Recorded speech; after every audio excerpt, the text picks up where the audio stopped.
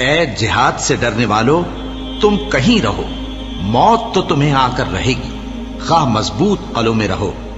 اور ان لوگوں کو اگر کوئی فائدہ پہنچتا ہے تو کہتے ہیں یہ اللہ کی طرف سے ہے، اور اگر کوئی مصیبت پہنچتی ہے تو اے پیغمبر تم سے کہتے ہیں کہ یہ آپ کی وجہ سے ہمیں پہنچی ہے۔ کہہ دو کہ رنج و راحت سب اللہ ہی کی طرف سے ہے۔ ان لوگوں کو کیا ہو گیا ہے کہ بات بھی نہیں سمجھ سکتے؟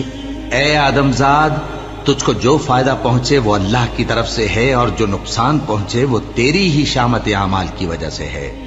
اور اے نبی، ہم نے تم کو لوگوں کی ہدایت کے لیے پیغمبر بنا کر بھیجا ہے، اور اس بات کا اللہ ہی گواہ کافی ہے۔ جو شخص رسول کی فرما برداری کرتا ہے تو بے شک اس نے اللہ کی فرما برداری کی، اور جو نافرمانی کرے تو اے پیغمبر تمہیں ہم نے ان کا نگہبان بنا کر نہیں بھیجا۔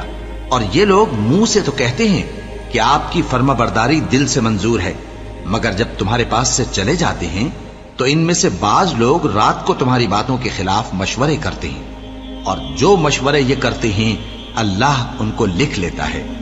سو ان کا کچھ خیال نہ کرو، اور اللہ پر بھروسہ رکھو، اور اللہ ہی کافی کارساز ہے۔ بھلا یہ قرآن میں غور کیوں نہیں کرتے؟ اگر یہ اللہ کے سوا کسی اور کا کلام ہوتا تو اس میں وہ بہت سا اختلاف پاتے، اور جب ان کے پاس امن یا خوف کی کوئی خبر پہنچتی ہے تو اسے مشہور کر دیتی ہیں، حالانکہ اگر اس کو پیغمبر اور اپنے ذمہ داروں کے پاس پہنچاتے تو تحقیق کرنے والے اس کی تحقیق کر لیتے۔ اور اگر تم پر اللہ کا فضل اور اس کی مہربانی نہ ہوتی تو چند آدمیوں کے سوا تم سب شیطان کے پیرو ہو جاتے۔ سو اے پیغمبر، اللہ کی راہ میں لڑو، تم اپنے سوا کسی کے ذمہ دار نہیں ہو، اور مومنوں کو بھی ترغیب دو۔ قریب ہے کہ اللہ کافروں کی لڑائی کو بند کر دے، اور اللہ شدید ترین جنگ کرنے والا ہے، اور سزا دینے کے لحاظ سے بھی بہت سخت ہے۔ جو شخص نیک بات کی سفارش کرے تو اس کو اس کے ثواب میں سے حصہ ملے گا، اور جو بری بات کی سفارش کرے اس کو اس کے عذاب میں سے حصہ ملے گا، اور اللہ ہر چیز پر قدرت رکھتا ہے۔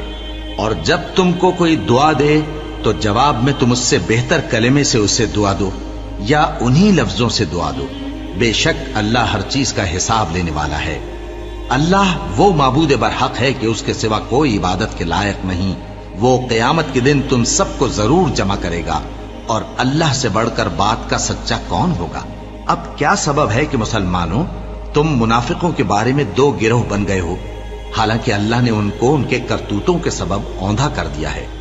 کیا تم چاہتے ہو کہ جس شخص کو اللہ نے گمراہ رہنے دیا ہے اس کو رستے پر لے آؤ، اور جس شخص کو اللہ گمراہ رہنے دے تم اس کے لیے کبھی بھی رستہ نہیں پاؤ گے۔